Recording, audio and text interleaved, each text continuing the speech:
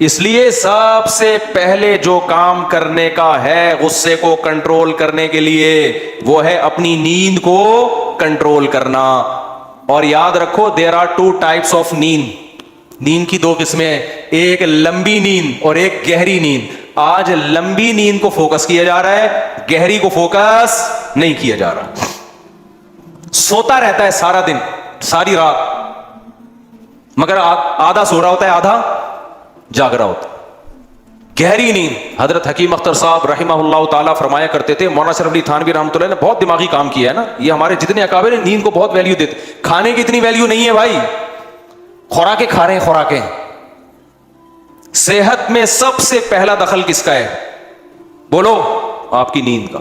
आपकी body repair नींद में होती है। एक हफ्ता खाए पिए बगैर इंसान जिंदा रह सकता है, एक हफ्ता सोए बगैर इंसान जिंदा नहीं रह। जितना भी अच्छा खा लो, अगर गहरी नींद नहीं तो बर्बाद हो रहा है वो। समझ में आ रही है बात की नहीं आ रही है? हकीम उलम्मा रहिमहुल्लाह ताला मौलाना थानवी रहमतुल्लाह अलैह जो है ना, हकीम अख्तर साहब का एक बयान मैंने सुना, उन्होंने फरमाया कि वो फरमाया करते थे, मैं गर्क होके सोता हूं।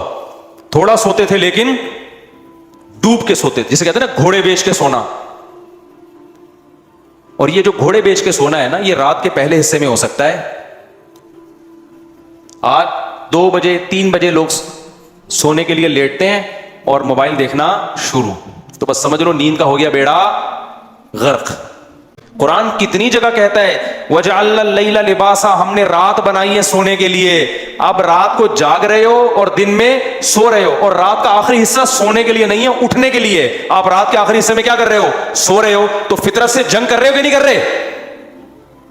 तो डिप्रेशन में जाओगे नहीं तो फिर तो भड़कते रहोगे सारा दिन बैठ के आप। मैंने बहुत दफा तजुर्बा किया, रात को 9 बजे सोया तो नमाज ही 9:15 बजे हो रही है, और 9 बजे मेरे लिए ईशा के फौरन बाद सोना बहुत मुश्किल है, लेकिन कोशिश कर रहा हूं, क्योंकि बहुत सारी एक्टिविटीज होती है ना ईशा के बाद, वो फलाने के यहां बयान है, फलाने के यहां बयान है, लेकिन फिर भी कोशिश करें जल्दी सोने की। असल टाइम है सोने का ईशा के फौरन बाद। आज 9:15 बजे हो रही है, आप मगरिब से पहले खाना खा लो या मगरिब के फौरन बाद, और ईशा पढ़ के जाते ही लंबे हो जाओ, और मोबाइल को लॉकर में मगरिब से पहले रख दो, देखना ही नहीं है इसका चेहरा। मोबाइल देखोगे नींद क्या होगी? बर्बाद। मगरिब से पहले ना मोबाइल को लॉक कर दो। आप 9:15 9:30 10 बजे सो जाओ, आप 2 बजे उठ जाओगे, और ऐसा दिमाग फ्रेश गर्क होके सोगे, आप घोड़े बेच के सोगे। 4-5 घंटे की नींद के बाद फिर आप मोबाइल देख लो, तहज्जुद पढ़ो, 2 रकात अल्लाह से दुआ मांगो, फिर मोबाइल देख लो भले आप। वो काम सुबह भी तो हो सकता है ना जो रात को आपको करना था। इतनी बरकत होगी आपके टाइम में। ये है बेमौका नींद नहीं है, ये मौके की नींद है। मौके की नींद थोड़ी, उसका रिजल्ट क्या होता है? बहुत अच्छा। बेमौका नींद बहुत ज्यादा, रिजल्ट क्या होता है? खराब रिजल्ट होता है।